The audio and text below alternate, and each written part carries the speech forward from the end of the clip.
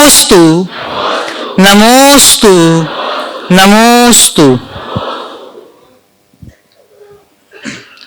शंका समाधान के आज के इस सत्र को आगे बढ़ाते हुए प्रथम प्रश्न के लिए मैं आमंत्रित करता हूं कार्तिक जी जैन, नीरज जी जैन दिल्ली से। महाराज श्री, मेरा प्रश्न ये है कि रावण जो है हर दिवाली पे जलाया जाते हैं और मतलब जो है आने वाली 24वीं में वो तीर्थंकर भी बनेंगे हमारे जैन धर्म के, और सीता उनकी गंधर बनेंगी। तो मेरा सवाल ये महाराज साहब कि रावण ने जब तीर्थंकर क्रम कब बांधा महाराज साहब? पहली बात तो रावण यहाँ की 24वीं के तीर्थंकर नहीं बनेंगे। अच्छा सर। वो धात की खंड के तीर्थंकर बनेंगे और अभी उसको कई भाव लेने होंगे। अच्छा अच्छा। अभी तीर्थंकर प्रकृति का वध नहीं किया, अभी तो नरक में अपने करतूतों का फल भोग रहा है। अच्छा। और नरक रावण ने अपने जीवन में जो कुकर्म किया उससे वो इतना कुख्यात हो गया कि आज त्रेता युग से कलयुग आ गया तो भी उसकी होली जलाई जाती। बिल्कुल महाराज। पर मैं लोगों से जरूर सलाह दूंगा, बाहर के रावण को जलाकर कुछ नहीं पाओगे, भीतर के रावण जलाओ तो राम बन जाओगे। क्या बात है। नमस्ते महर्षि, मेरा क्वेश्चन ये है कि भगवान ने तो हमें बनाया, लेकिन भगवान को किसने बनाया है? भगवान को ना हमने बनाया ना भगवान ने हमें बनाया। भगवान को किसी ने नहीं बनाया, हमको भी किसी ने नहीं बनाया, सब अनादि से है। समझ गए? चलो। उपस्थित होंगे जम्मू कुमार जी जैन, महालक्ष्मी नगर इंदौर से। गुरुदेव, विभाजन का दौर चल रहा है, धर्म का विभाजन हो रहा है, पंथ का विभाजन हो रहा है और ग्रंथ का भी विभाजन हो रहा है। यहाँ तक कि कुछ लोग अपने स्वार्थ के लिए भगवान का भी विभाजन करने लगे हैं। आपकी ओजस्वी वाणी इसे निश्चित ही रोक सकती है और इसे आपकी अहम भूमिका इसमें बहुत ज्यादा जरूरी है। कृपया मार्गदर्शन दीजिए। ये विभाजन तब तक चलते रहेंगे जब तक अहम का पोषण होता रहेगा। काश अहम का भंजन हो जाए तो विभाजन अपने आप खत्म हो जाएगा। जब लोग अपनी व्यक्तिगत महत्वाकांक्षा की पूर्ति करने में लग जाते हैं तो अपने व्यक्तिगत हित के लिए समाज के हितों की उपेक्षा करना शुरू कर देते हैं, और ऐसी दशा में हम लोगों के साथ ये स्थिति बनती है। हर व्यक्ति को ये प्रयास करना चाहिए, हमें बंटना नहीं है, एकजुट होकर आगे चलना है। उपस्थित होंगी कुसुम जी जैन, इंदौर से। महाराज जी, हरिवंश राय बच्चन की 2 लाइन है, यदि मन का अच्छा हो तो भी बहुत ठीक है और अगर मन का अच्छा नहीं हो तो भी अच्छा है। पर महाराज जी, अगर यदि इंसान के मन का अच्छा नहीं होता है तो वो क्रोध में आ जाता है, और मन का यदि अच्छा हो जाता है तो वो उसमें और अधिक लाभ की कामना करता है। तो महाराज जी, फिर आप इंसान अपने मन को कैसे संतुष्ट करे? कृपया समाधान दे। बात बिल्कुल सही है। मन का मनोनुकूल न होने पर क्रोध होता है और मनोनुकूल हो जाने पर लोभ होता है। आपने पूछा है क्रोध और लोभ की इस दुर्वृत्ति से मनुष्य कैसे बचे। समता का अभ्यास कर ले। मनोनुकूल चीजों को पाने की जगह अपने मन को चीजों के अनुकूल बनाने में सक्षम बन जाए तो न क्रोध होगा, न क्षोभ होगा, न लोभ होगा, न मोह होगा। नमस्ते महाराज जी, नमस्ते नमस्ते। उपस्थित होंगी सौभाग्यवती अभिलाषा जी जैन, धार से। बार नमोस्तु नमोस्तु नमोस्तु। हे गुरुदेव, आज के वर्तमान समय में धन और धर्म ईमानदारी से कैसे करें जिससे हमें सही दिशा, सही जगह का बोध हो और हम अपने जीवन को सफल कर सके। स्वयं के प्रति ईमानदार बन जाओ तो धर्म भी ईमानदारी से होगा और धन भी ईमानदारी से होगा। मनुष्य के साथ सबसे बड़ी विडंबना यही है कि वह गैरों के ही साथ नहीं, खुद के साथ बेईमान है। और मेरा मानना है जो खुद के साथ बेईमान होता है वही दूसरों के साथ बेईमानी करता है। हम खुद को जाने, खुद को पहचाने और स्वयं के प्रति ईमानदार बने, उसके व्यापक हितों को सीखे। ऐसा कोई कर्म न करे जिससे हमारी आत्मा के साथ छल हो, धोखा हो। आत्मवंचना एक बहुत बड़ी भूल है।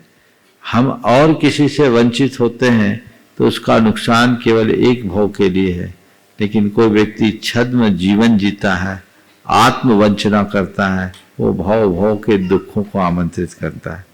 तो हमारा जीवन पारदर्शी होना चाहिए। हम स्वयं के प्रति जिम्मेदार बने, स्वयं के प्रति ईमानदार बने। और जब हम स्वयं के प्रति ईमानदार होंगे तो हमारी प्रवृत्ति में भी संयम आएगा, जीवन में संवेदनशीलता आएगी, हम अधर्म और पाप से अपने आप बच जाएंगे। तभी हमारा धर्म वास्तविक धर्म बन पाएगा।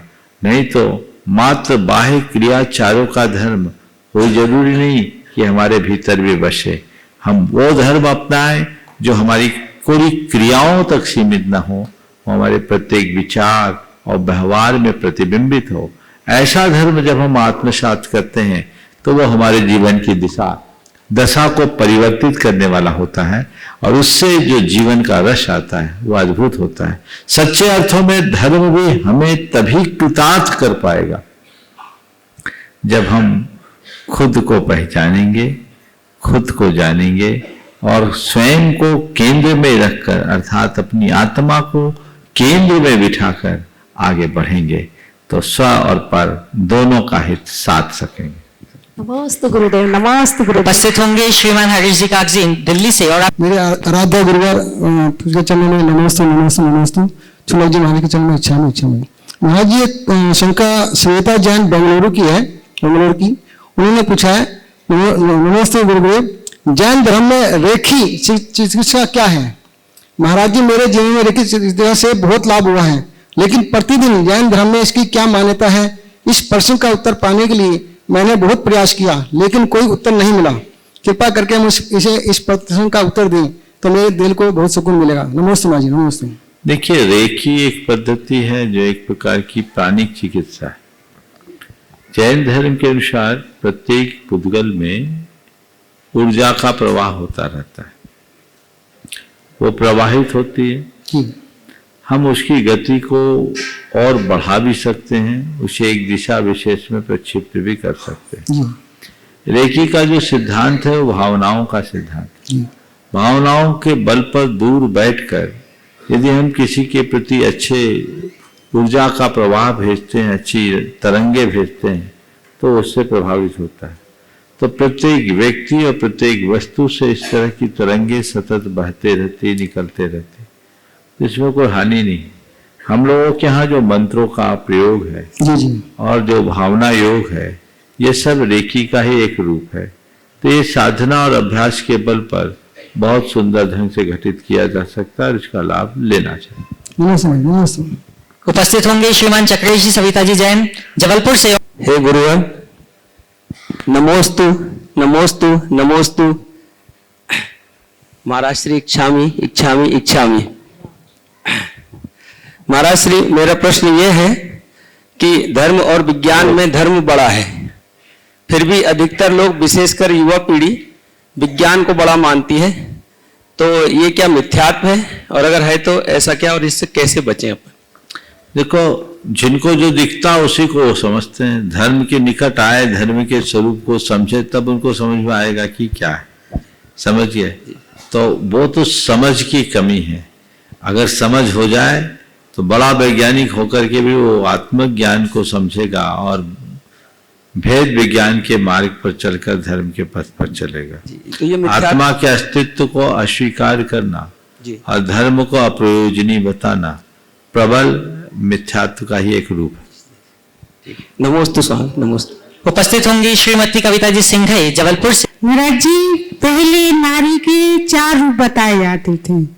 पहले बेटी जो अपने पिता के छत छाया में रहती थी, दूसरी बहन जो अपने भाई के संरक्षण में रहती थी, और तीसरी पत्नी जो अपने पति के साथ अपनी मर्यादाओं में रहती थी, और चौथी माँ जो संस्कारवान और अपने बच्चों को भी संस्कारित करती थी।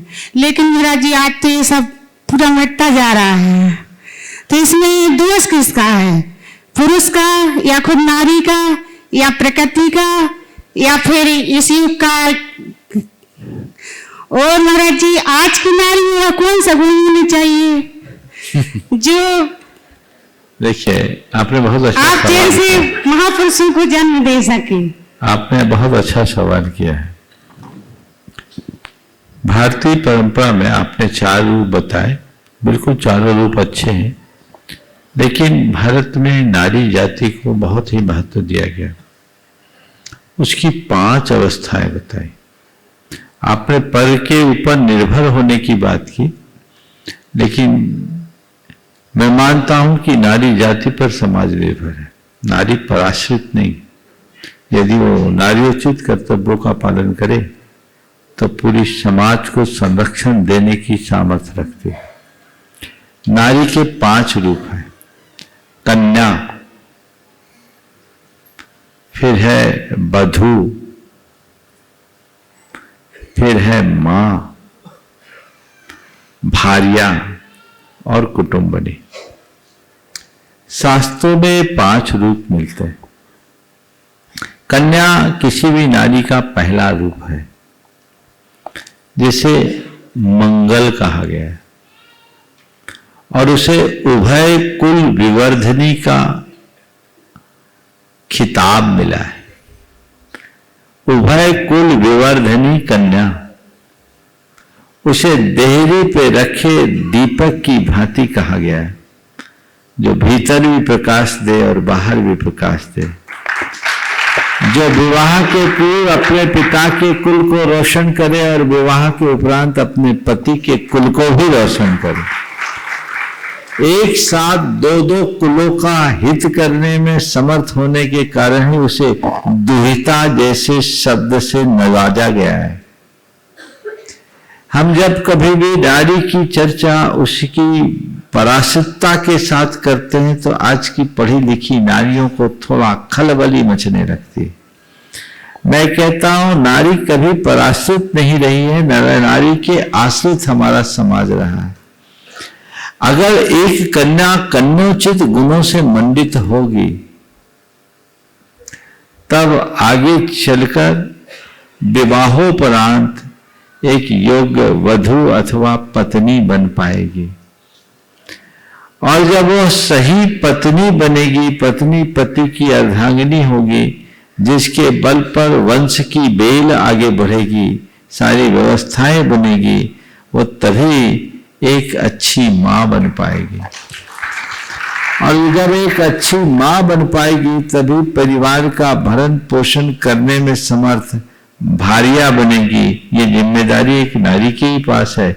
जिम्मेदारी नहीं, ये कौशल भी एक नारी के पास है। घर की आंतरिक व्यवस्था को एक नारी जितने अच्छे से संभाल सकती पुरुष नहीं कर सकते। पुरुष इसमें फेल है। और अंत में है कुटुंबनी, जो पूरी की पूरी कुटुंब संस्था की प्रमुखा बने। हमारे घर में गृह स्वामिनी को सबसे प्रमुख स्थान दिया गया। नारी को इसीलिए मां कहा गया, समझ गए? तो नारी, कन्या, बधू, जननी या मां, भार्या और कुटुंबनी अपने 5 रूपों में खड़े उतरे। और उसमें यदि वो कन्या के रूप में ठीक बनेगी तो सब चीजें ठीक होगी, क्योंकि फाउंडेशन मजबूत होगा तभी बिल्डिंग ठीक बनेगी।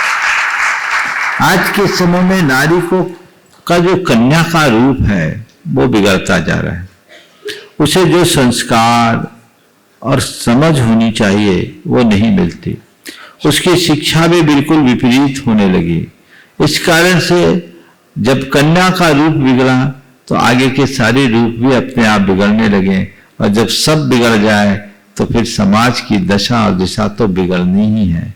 मैंने एक बार कहा था कि हमारे शरीर में जैसी भूमिका नाड़ी की है, हमारी नाड़ियां होती है ना, नाड़ी तंत्र अगर ठीक काम करे तो ठीक, अगर नाड़ी बिगड़ जाए तो जिंदगी खत्म और सब कुछ बिगड़ जाए। तो जो दशा शरीर में नाड़ी की है, जो स्थान शरीर में नाड़ी का है, वही स्थान समाज में नारी का है।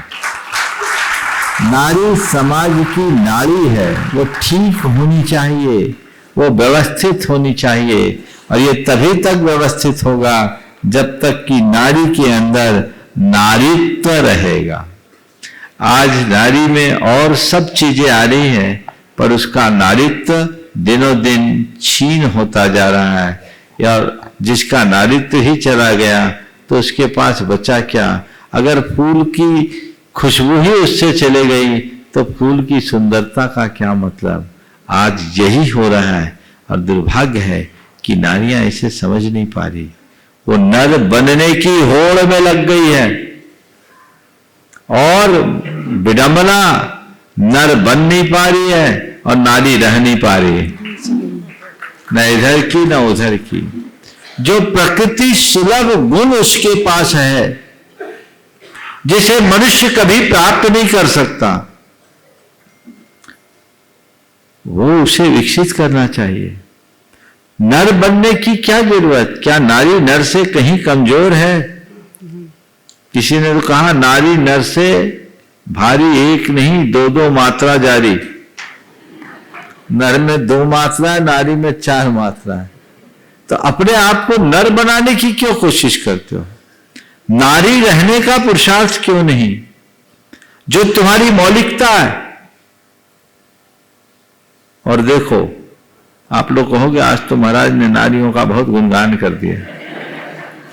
मैं गुणगान नहीं कर रहा हूं, मैं भगवान से रोज प्रार्थना करता हूं कि हे धरती मां, इस धरती पर जन्म लेने वाली हर मां तुझसे कुछ सीख ले और तेरे गुण उसमें आ जाए तो धरती सलामत रहेगी। देखो, क्षमा, करुणा, ममता, दया, लज्जा, ये सब गुण कौन से हैं? हाँ, ये क्या है? सब के सब स्त्रीलिंग है। क्या है सब? ये गुण जन्मजात एक नारी में आ सकती है। धृति, शांति, ये सब क्या है? तुम्हारे अंदर है, इसे विकसित करो। इसके उलट क्रोध, अभिमान, ये किसमें आ रहे हैं? आवेश, ये किसमें आ रहे हैं? तो हमें जो स्वाभाविक गुण है उसे विकसित करने का यत्न करना चाहिए। आपने मुझसे पूछा है कि आज की नारी के लिए आप क्या कहना चाहते हैं, तो मैं यही कहना चाहता हूं, हर नारी में नारित्व की प्रतिष्ठा हो जिससे सारी सृष्टि गौरवान्वित हो सके। गुरुवर के चरणों में बारंबार नमोस्तु नमोस्तु नमोस्तु। गुरुवर, हमने जैन कुल में जन्म लिया है, इस मानव जीवन की सबसे बड़ी भूल कौन सी है गुरुवर? मानव जीवन की सबसे बड़ी भूल मेरी नजर में यही है कि अपने स्वरूप को न जान पाना। हम कौन हैं, मेरा क्या है, इसका ही हमको पता नहीं। दूसरे शब्दों में क्या है, हमें सबका पता है, खुद का आता पता नहीं। और जब तक हमें खुद का पता नहीं होगा, हम अपना कल्याण नहीं कर सकते। उपस्थित होंगे श्रीमती किरण जी, विनोद जी दोषी, बाकानेर से। गुरुदेव के चरणों में नमोस्तु, छुल्लक जी के चरणों में इक्षाम इक्षम। गुरुदेव, मेरी शंका है कि क्या देव पूजा करने से श्रावक के 6 आवश्यक कर्तव्य पूरे हो जाते हैं और 6 आवश्यक में दान भी आता है? क्या पूजा करने से 4 दान पूर्ण होते हैं? यदि पूर्ण होते हैं तो कैसे? देखिए, 6 आवश्यक इसीलिए दिए हैं कि 6 करो, शॉर्टकट मत करो। अब आप लोग हो बनिया, कहीं व्याख्या सुन ली तो अब पकड़ लिए कि देव पूजा कर लो सब हो जाएगा। अरे सब हो जाएगा तो फिर एक ही क्यों नहीं कहा, 6 क्यों कहा? तो पहला प्रयास तो ये करो कि मुझे 6 आवश्यक रोज करने का अवसर मिले। मैं देव पूजा भी करूं, गुरुओं की उपासना भी करूं, स्वाध्याय भी करूं, संयम भी रखूं, तप भी करूं शक्ति अनुसार, और शक्ति अनुसार दान भी करूं, किसी में कसर ना हो। लेकिन कुछ चीजें ऐसी है जो नहीं कर पाते, तो फिर उसके लिए एक रास्ता है कि जो भी करो एक तो कम से कम अच्छे से करो। देव पूजा आप करते हो तो उसमें आपका स्वाध्याय भी हो गया, देव पूजा करते हो तो आपका थोड़ा तप भी हो जाता है कि जब तक पूजन अभिषेक नहीं हुआ तब तक खाना पीना नहीं है, और आपका उस निमित्त से संयम भी हो जाता है। देव पूजा के निमित्त आप अपना द्रव्य चढ़ाते हो, वो एक प्रकार का दान है। पर यह सब मन को समझाने वाली व्याख्या है। हमको 6 करना है, नंबर पूरे चाहिए कि आधे? तो पूरे नंबर तो काम पूरा करो, अधूरा काम से पूरा नंबर नहीं मिलेगा। इसलिए 6 आवश्यकों के प्रति रुचिवान रहना चाहिए। अब महाराज गुरु उपासना कैसे करें? गुरु को अपने हृदय में बिठाओ, परोक्ष रूप से गुरु को याद करो, उनके आदर्शों, उनके प्रेरणाप्रद वचनों को अपने सामने रखो और भाव भक्ति से उनके चरणों में अर्घ चढ़ा दो। ये भी गुरु उपासना का एक रूप है। ग्रंथों का स्वाध्याय करो। दान महाराज, आहार दान, औषधि दान, उपकरण दान आदि कैसे करें? कम से कम गुरुओं के आहार का जो समय है उसको टाल कर भोजन करो। और आज तो वर्चुअली सबको मिलता है, उनकी अनुमोदना करके ग्रहण करो। काम तो आपका हो सकता है ना। तो शॉर्टकट मत अपनाइए, छहों का लाभ लेने का प्रयास कीजिए। नमोस्तु प्राची टोंगे उपस्थित होंगे। नमोस्तु गुरुवर, नमोस्तु गुरुवर, नमोस्तु गुरुवर। महाराज जी, मेरा प्रश्न है कि मनुष्य के कर्म अधिक बलवान होते हैं या मनोभाव? कर्म बलवान होते हैं या मनोभाव? देखो, मनोभाव भी तो कर्म से प्रभावित है, समझिए। तो मनोभाव भी कर्म से प्रभावित होते हैं, लेकिन ये खेल चलता रहता है। ये दांव पेच का खेल है। मनोबल ऊंचा होता है तो कर्म को निर्बल होना पड़ता है, और कभी कर्म का जोर ज्यादा होता है तो मनोबल कमजोर हो जाता है। तो हम तो क्या करें? कर्म हमारा शत्रु है, मनोबल हमारा साथी। तो हमें अपने मनोबल को बलवान बनाने का प्रयास करना चाहिए और मौका देखना चाहिए कब कमजोर पड़े और हम हमला बोले, अपना युद्ध जीते। नमोस्तु गुरुवर। उपस्थित होंगे श्रीमान सुनील जी कासलीवाल उज्जैन से। गुरुवर त्रिबार नमोस्तु। गुरुवर, मेरी जिज्ञासा है कि भक्तामर स्तोत्र की जब रचना हुई थी तब आचार्य कुंद जी ने का आशय तो सिर्फ प्रभु की भक्ति का ही था। कुंद नहीं, मान तुंग बोलो। हाँ, मान तुंग, क्षमा करें, आचार्य मान तुंग जी का आशय सिर्फ भक्ति का ही था। लेकिन वर्तमान में कुछ लोगों द्वारा इस स्त्रोत का व्यवसायीकरण करके यह बताया जाता है कि इस श्लोक का मनन करोगे तो लक्ष्मी प्राप्त होगी, या इस नंबर के श्लोक का मनन करने से आरोग्यता प्राप्त होगी। तो गुरुवर, मेरी जिज्ञासा यह है कि क्या यह सब सही है, और यदि गलत है तो इस पे रोक लगना चाहिए, और यदि सही है तो इसका प्रमाणीकरण बताने की। देखिए, भक्तामर के विषय में मैं तो इतना ही जानता हूँ, मैं पूरा पढ़ता हूँ और इतना ही जानता हूँ कि उसके पहले पद में ही उसका पूरा सार छपा है। भक्तामर, भक्तामर का मतलब जो भक्त बनता है वो अमर हो जाता है। हमें तो अमर बनना और कुछ नहीं करना। तो अमर बनने के लिए भक्त बन जाओ, सब कुछ अपने आप हो जाएगा। भक्तामर जैसे स्तोत्र का जो आध्यात्मिक लाभ होना चाहिए वो आज ओझल हो रहा है, और लोगों ने उसका निश्चित व्यवसायीकरण कर दिया है, और उससे वह सब लाभ लेने की दृष्टि बन गई जो उससे बड़े अपने आप मिल सकता है, बिना कहे वो प्राप्त कर रहे। जो मिल सकता है, जो हमको लाभ लेना चाहिए, हमारी दृष्टि उसकी तरफ होनी चाहिए। लेकिन लोग आजकल उथली दृष्टि को देख करके ही रखते हैं, और ऐसा लोग ये सोच करके करते हैं कि इसको अपना ले तो लोग इधर उधर भटकने से बच जाएंगे। तो इधर उधर से भटकने से बच जाएंगे तो इस चक्कर में ऐसा कर लेते हैं। लेकिन हमें उनकी संसार से भटकने से बचने का रास्ता बताना चाहिए। इधर उधर से भटक करके कहाँ जाएंगे? फिर भी रहेगा तो संसार में ही।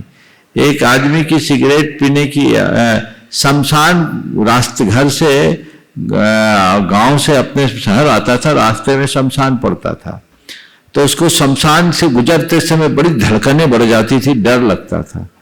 तो अब वो क्या करे, तो एक मौलवी के पास गया, मौलवी ने उसको एक ताबीज दिया, बोले ताबीज पहन लो, डर चला जाएगा, पर ध्यान रखना ताबीज कभी गिरना नहीं चाहिए। ताबीज पहन लो, डर हमेशा को चला जाएगा, ध्यान रखना ताबीज कभी गिरनी नहीं चाहिए। 15 रोज बाद गया, बोले क्या हुआ? बोले वो शमशान का डर तो चला गया। बोले फिर? बोले ताबीज न गिर जाए इसका डर लगता। तो ये चीजें हम झुंझुना पहनाए, पकड़ाए, तत्व ज्ञान दिलाए, जिससे वो अपने संसार के दुख का निवारण कर सके। और एक बात बोलूं, केवल मंत्रों के जाप या पाठ से, स्तोत्र के पठन स्तवन मात्र से तुम्हारे लक्ष्मी लाभ हो जाए तो दुकान खोलने की जरूरत क्या है? केवल इनसे ही तुम्हारी बीमारियां पूरी हो जाए, ठीक हो जाए, तो डॉक्टर को दिखाने की जरूरत क्या है? केवल इनसे ही सब कुछ हो जाए तो फिर और काम करने की जरूरत क्या है? ये एक निमित्त है, पुण्य की वृद्धि एक कारण होता है। और जब शुभ क्रियाओं से पुण्य वर्धन होता है तो संयोग हमारे अनुकूल बन जाते हैं और वही अनुकूल संयोग हमारे जीवन का पथ प्रशस्त करते हैं। इसलिए मूल तत्व ज्ञान को रखिए। हमने कई बार भक्तामृत का विश्लेषण किया है और हमने उसके किसी भी प्रकार के चमत्कारिक पहलू को छुआ ही नहीं। मैं मानता हूं विशुद्ध भाव से भक्तामृत पढ़ लो, तुम्हारा अपने आप जीवन चमत्कृत होगा, कहने की जरूरत नहीं। नमोस्तु महाराज जी, नमोस्तु। निश्चल आनंद जी जैन आगरा से उपस्थित होंगे और आप। नमोस्तु महाराज जी, नमोस्तु महाराज जी, नमोस्तु महाराज जी। महाराज जी, मेरा ये प्रश्न था कि कुछ धारणाओं के हिसाब से, कुछ धार्मिक धारणाओं के हिसाब से सारा हमारा जो नियति है वो सब भगवान के वश में है। हमारा जो भी किस्मत आगे है लिखी हुई है पहले से, बल्कि कुछ धारणाओं के हिसाब से सब कुछ हमारे कर्मों के अनुसार होता है। तो इनमें से क्या सही है, हमें क्या मानना चाहिए? नमस्ते महाराज। बिल्कुल ऐसी धारणाओं पर बिल्कुल ध्यान नहीं देना चाहिए। जैन धर्म कहता है ऐसा कुछ नहीं है कि जो सब किसी की दूसरे के हाथ में है। जैन धर्म कहता है जो कुछ है सब तुम्हारे हाथ में। समझ गए? जैसा कारण होता है वैसा कार्य होता है। कारण क्रमानुक्रम विधायित्वात् कार्य क्रमानुक्रमश्य। कार्य का क्रमानुक्रम कारण के क्रमानुक्रम पर होता है। हाँ, इसमें बहुत सारे निमित्त बनते हैं। कई बार हम प्रयास करते हैं तो भी हमें परिणाम नहीं मिलता, लेकिन जो भी मिलेगा हमारे ऊपर ही मिलेगा। इसको नियति से बांध करके चलना जैन धर्म कभी भी स्वीकार नहीं करता। समझ गए? नमस्ते महाराज जी, मेरा प्रश्न है कि भगवान की मूर्ति के बीच में फूल क्यों बना होता है? वो फूल नहीं है, एक लांछन है, चिन्ह है श्रीवत्स का, जो उनके हृदय में रहता है। समझ गए? चलो। उपस्थित होंगे श्रीमान नितिन जी दोषी उज्जैन से। गुरुदेव के चरणों में सतत नमन नमन नमन। भगवान नमोस्तु नमोस्तु नमोस्तु। भगवान, मेरा ये प्रश्न है कि ऑनलाइन जो आजकल पूजा पाठ या शांति धारा जो होती है वो क्या उचित है? घर में बैठ के विधान करना क्या उचित है? ये धर्म के अविनय तो नहीं है? ऑनलाइन शांति धारा और धर्म घर बैठे विधान करना क्या उचित है? इसमें अनुचित क्या है? महाराज जी, कोई खाना खाते हुए कोई अरे बाबा, विधान करते समय थोड़ी खाता आदमी। अगर खा रहा है तो विधान कहाँ कर रहा है? बिल्कुल। विधान देता मेरी बात सुनो।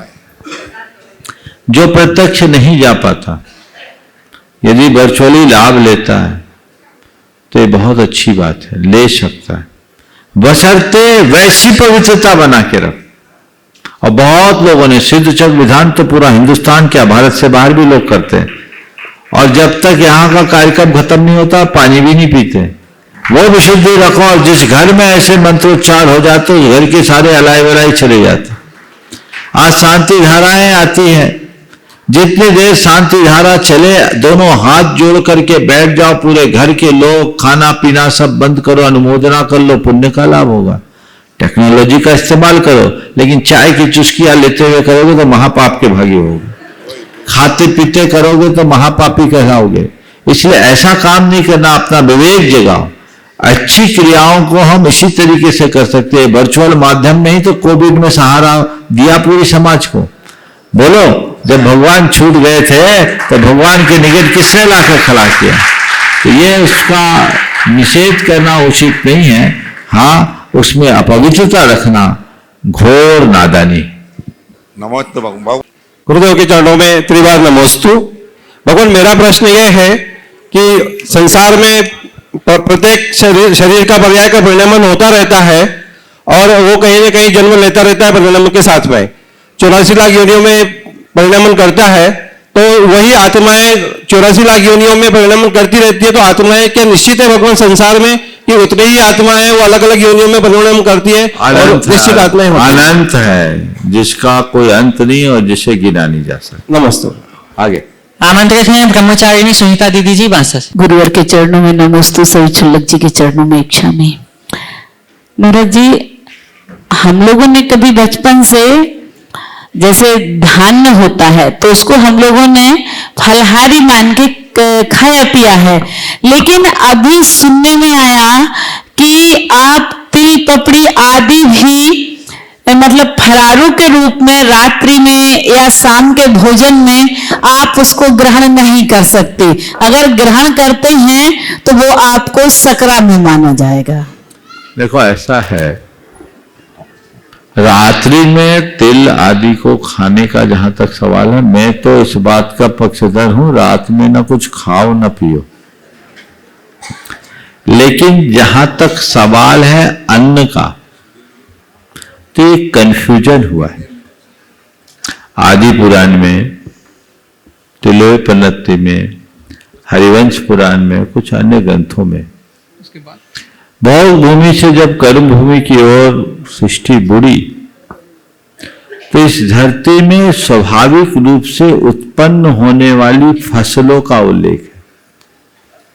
उन फसलों में गेहूं, चना, उड़द, मूंग आदि सबका उल्लेख करते करते उसमें तिल का भी उल्लेख है।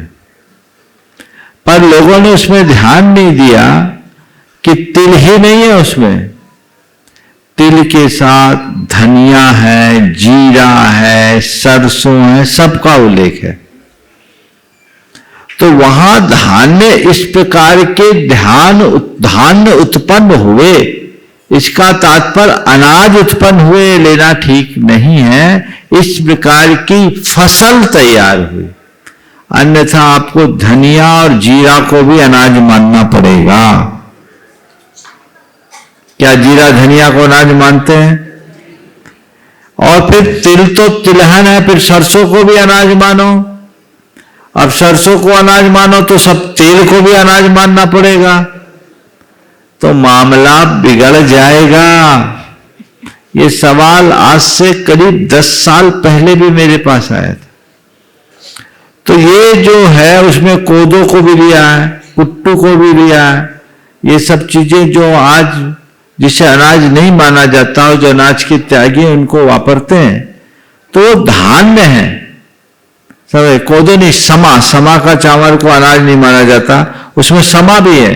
बहुत सारी चीजें हैं, आदि पुराण में इसका उल्लेख है। उन सबको वहां लिखा, ये सब धान्य के भेद हैं। किसके भेद हैं?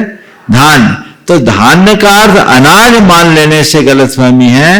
यदि धान्य का अर्थ अनाज लेते हैं तो फिर तो आपको एक कदम और आगे बढ़ के बोलना पड़ेगा कि फिर तिल ही नहीं, जीरा धनिया भी और तेल भी लेने योग्य नहीं है, ऐसा समझना चाहिए। सरसों आदि भी। नमोस्तु। मुनिषी के चरणों में बारंबार नमोस्तु। प्रश्नों के लिए सीधे चलते हैं मंजासीन मुनि संघ के चरणों में, और सर्वप्रथम निवेदन है पूज्य छुल्लक श्री चिद्रूप सागर जी महाराज से कि अपने प्रश्न के माध्यम से हम सभी को लाभान्वित करें। पूज्य मुनिषी के चरणों में बारंबार नमोस्तु। महाराज जी, कभी कभी किसी व्यक्ति के जीवन में कुछ अभाव होते हैं जिनकी वो पूर्ति नहीं कर पाता, जैसे किसी धन की प्राप्ति या किसी प्रकार के वैभव की, या कोई उपलब्धि अपने जीवन में करना चाहते हैं लेकिन वो प्राप्त नहीं कर पाते। तो कुछ अभाव जनित व्यक्ति के जीवन में दुख बने रहते हैं, वो इन अभाव जनित दुखों को अपने जीवन से कैसे दूर करें? नमोस्तु महाराज। अभाव जनित दुखों का निवारण करना है तो एक बात ध्यान रखो, अभाव की पूर्ति करने से दुखों का निवारण नहीं होगा, क्योंकि संसार का स्वभाव बड़ा विचित्र है। जीवन का अभाव हो जाएगा पर अभाव का अभाव नहीं होगा। किसी न किसी चीज का अभाव तो रहता ही है। इसलिए क्या करो, अपने जीवन में जब कोई अभाव खले तो उसे पाने का प्रयास करो, पर परेशान मत हो, उसमें सुख मत मानो।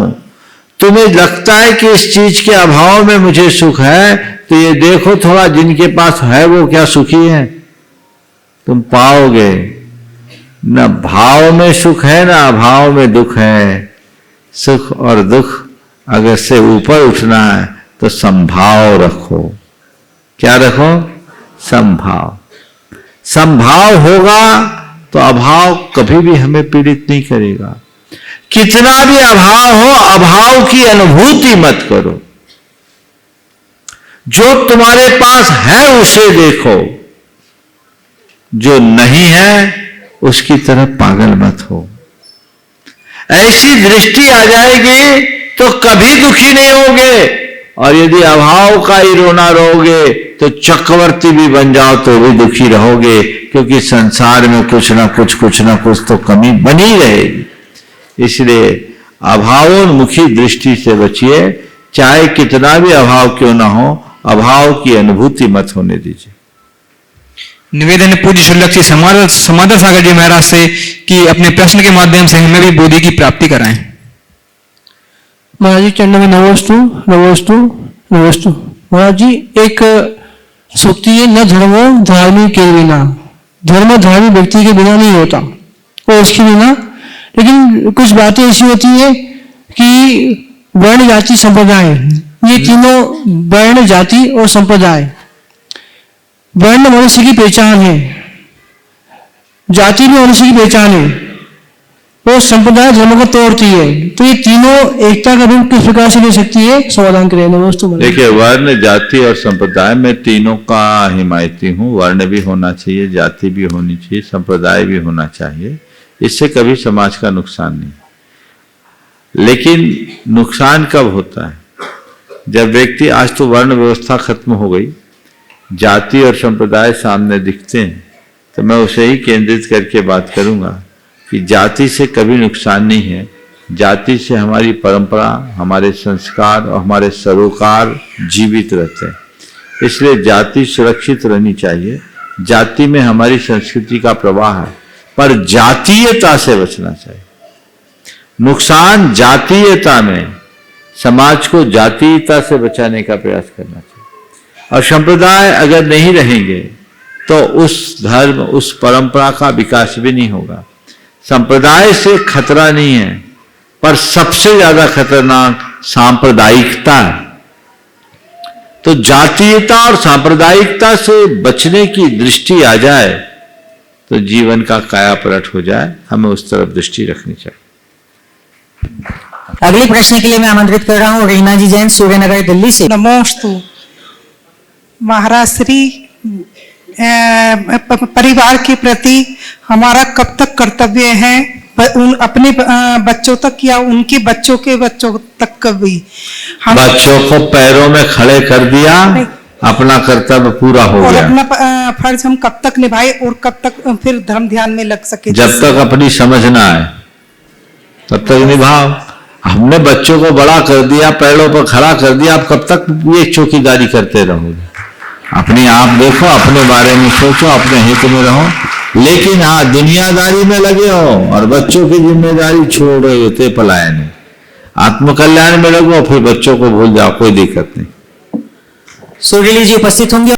नमोस्तु महाराज जी, नमोस्तु महाराज जी। मेरा प्रश्न ये है, मेरा बच्चा 2.5 साल का है और मैं चाहती हूँ कि वो बड़े होके बहुत धार्मिक निकले, मेरी ऐसी प्रभावना है। तो आप मुझे ये बताएं कि कम से कम मैं क्या कर सकूं कि वो बड़े होके धार्मिक निकले। मैं इस चीज को एक्सेप्ट करती हूँ कि मैं उतना ज्यादा तो नहीं इसको टाइम दे पाती हूँ अपने वर्क के कारण। तो कम से कम क्या करना चाहिए कि ये बड़े होके बहुत धार्मिक निकले? देखो, कच्ची मिट्टी से अभी जैसा आकार देना चाहोगे आगे वैसा ढल जाएगा। तो सबसे पहली बात है कि आप ज्यादा से ज्यादा समय दो, अपनी प्राथमिकता को आप बदलो। जितना दे सके बच्चे की माँ से जितनी निकटता होगी उसका भावनात्मक विकास उतना होगा। मैं एक रिसर्च की बात आप सबकी जानकारी के लिए देना चाह रहा हूँ। रशिया में एक रिसर्च हुआ था आज से करीब 40-45 साल पहले। वहाँ कुछ कृत्रिम मशीनी बंदरियों के बीच में सद्य प्रसूत बंदर के बच्चों को रखा गया और कुछ को उनकी माओं के साथ रखा गया। दोनों बंदरों को एक सा खाना दिया, न्यूट्रिशन सामान दिया। पाया गया है, लंबे प्रयोगों के बाद ये पाया गया कि दोनों का शारीरिक विकास तो एक समान था, पर जिन बच्चों को मशीनी बंदरियों के पास रखा गया उनका भावनात्मक विकास क्षीण था, और जो माओं के पास पले उनका भावनात्मक विकास तेजी से हुआ। तो मैं आपके माध्यम से देश भर की उन तमाम माओं से कहूंगा, जो माताएं बच्चों को जन्म देने के बाद अपने बच्चों को समय नहीं दे पाती, वह एक रुग्ण पीढ़ी को जन्म देने का अपराध करती है। आपकी जिम्मेदारी है कि आप अपने बच्चों के प्रति थोड़ा ज्यादा ध्यान दें। आजकल की माताएं देने भी लगी है, पर YouTube देख देख कर उनके खाने पीने के, उनके कपड़े लत्तों के, उनके खेल खिलौनों के, इनके प्रति ज्यादा जागरूक है। थोड़ी थोड़ी बातों में दवाई देना, बच्चों को सारी सुविधाएं ला करके देना, और अगर घर के बड़े बुजुर्ग कुछ कहे तो उनकी बात को बिल्कुल महत्व नहीं देना, जैसे इनने ही अपने पहली बार बच्चा पैदा किया और किसी ने तो बच्चा जन्म ही नहीं दिया। ये जो चीजें हैं बिल्कुल ठीक नहीं है। उन्हें घर के बड़े बुजुर्गों के अनुभवों का लाभ लेना चाहिए। बच्चों को बाहर और भीतर दोनों तरफ से मजबूत बनाना चाहिए। उनके साथ बैठकर भजन कीर्तन करना चाहिए। उनको आत्मबोध कराना चाहिए। 1 घंटे का समय घर में विशुद्ध धर्म ध्यान का होना चाहिए, और खुद मर्यादित रहते हुए बच्चों को मर्यादा का पाठ पढ़ाना चाहिए। अगर ऐसा आपने बच्चों के अंदर डाल दिया तो बड़े होकर बच्चों की भटकाव की संभावना नगण्य होती। उपस्थित होंगे रविंद्र जी जैन नागपुर से।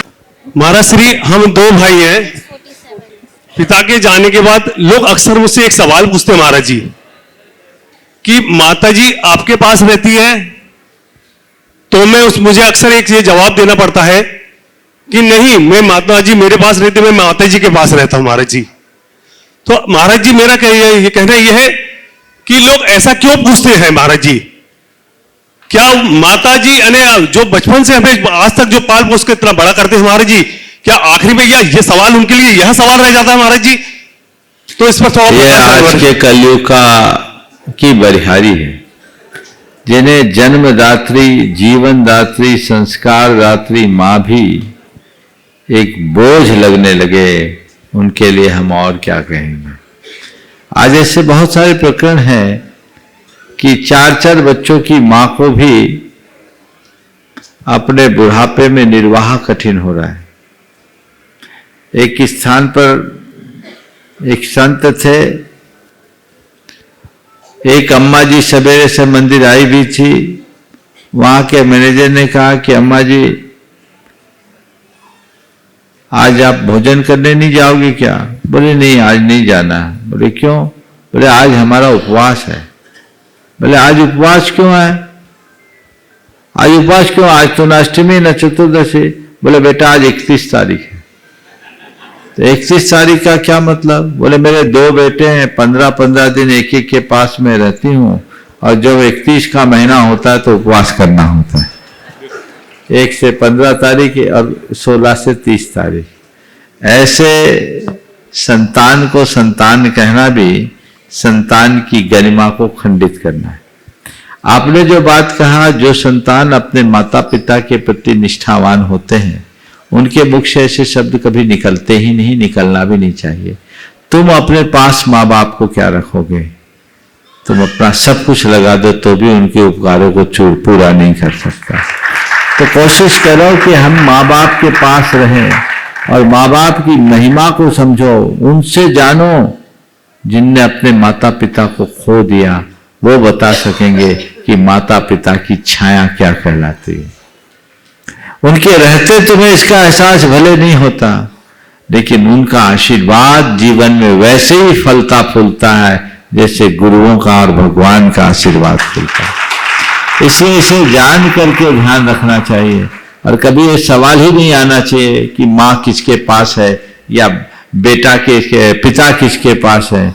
नहीं, हमारी जब तक सांस है हम माँ बाप के पास हैं, ये भाव है। महाराज श्री, मैं यही जवाब देता हूँ उनको कि मैं माता जी के पास रहता हूँ, वो मेरे पास नहीं रहती है, मैं उनके पास रहता हूँ। बिल्कुल सही जवाब है आपका, एक बार अभिनंदन कीजिए इनका। चलिए, उपस्थित होंगे श्रीमान मिंटूलाल जी शैलेशी जैन आराउंड गुना से। पूज गुरुदेव के चरणों में ब्रह्मचारिणी बहन इनकी दी जो हिमाचल प्रदेश में, उसके परिवार की ओर से बारंबार नमोस्तु नमोस्तु नमोस्तु महाराज जी। छुल्लक महाराज जी के चरणों में बारंबार नमोस्तु नमोस्तु महाराज जी। पूज महाराज जी में अपनी प्रश्न रखने के पूर्व 4 पंक्तियों के माध्यम से सवाल कर लो, गाड़ी छूटने वाली, जल्दी। हाँ महाराज जी, मेरा प्रश्न ये है, जैनागम के अनुसार देवशास्त्र गुरु के प्रति सच्चा श्रद्धा अर्जनी का कर्तव्य होता है, लेकिन एक राजनीतिक जीवन में रहते हुए लोग व्यवहार और व्यवहारिक जीवन में हम देवशास्त्र गुरु से हटकर भी अन्य स्थानों पर चले जाते हैं। उसके वजह से मार्गदर्शन चाह दूं महाराज। सागार धर्मामृत में दो प्रकार की बात आई है, उसमें देख लेना, एक धर्म पात्र एक है कार्य पात्र, जिसे लोक पात्र की भी संज्ञा दी है। तो धर्म पात्र को धर्म भाव से करो और बाकी जो काम आपको करना है उसे सामाजिक दायित्व मानकर करो। नमस्ते महाराज। उपस्थित होंगे श्रीमती सुनीता जी कमलेश जी जैन, जैन कॉलोनी इंदौर से। महाराज श्री, नाम रखना व्यक्ति के जीवन में क्या प्रभाव पड़ता है? क्योंकि कहा जाता है यथा नाम तथा गुण।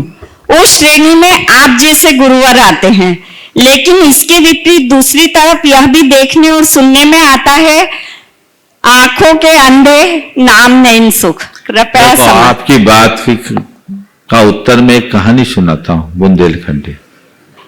एक आदमी था, उसका नाम था ठनठन पाल। उसे अपना नाम बड़ा अटपटा लगा। उसने सोचा चलो अपना नाम बदल दूं, तो घूमता हूं कोई अच्छा नाम चुनता हूं। गया तो देखता क्या है, एक महिला जिसकी ज्यादा उम्र नहीं थी पर शरीर पर चीथड़े पहनी थी, फटे कपड़े। उसने पूछा बहन जी तुम्हारा क्या नाम है? वो कंडे बिन रही थी उपले। बोले तुम्हारा क्या नाम है? बोले लक्ष्मी। बोले लक्ष्मी और इतनी फटे हाल, उसे बड़ा आश्चर्य हुआ। आगे गया तो एक आदमी खेत जोत रहा था, हल हाँक रहा था और उसके तन पर मात्र आधी धोती थी। उसने पूछा भैया तुम्हारा नाम क्या है? बोले धनपाल। बोले इतना धनपाल और इतने कंगाल? आगे बढ़ा, एक शव यात्रा आ रही थी। शव यात्रा को देखकर उसने पूछा कि भैया क्या बात हो गया, कौन मर गए? बोले अमर सिंह। तो उसने कहा लक्ष्मी कंडा बीनती हर हाके धनपाल। लक्ष्मी कंडा बीनती हर हाके धनपाल और अमर सिंह भी मर गए, हम लोने ठन पाल। समझ गए? तो ये ठन पाल है, इसलिए नाम बहुत अर्थ नहीं रखता, लेकिन वे लोग भाग्यशाली हैं जो अपने जीवन को अनवर्थ कर देते हैं यथा नाम तथा गुण वाले। काश हमारे साथ नाम है तो हम कुछ ऐसा काम करें ताकि नाम के अनुरूप हमारी पहचान बन सके। समय हो गया यहीं पर विराम। बोलिए परम पूज्य आचार्य गुरुवर श्री विद्यासागर।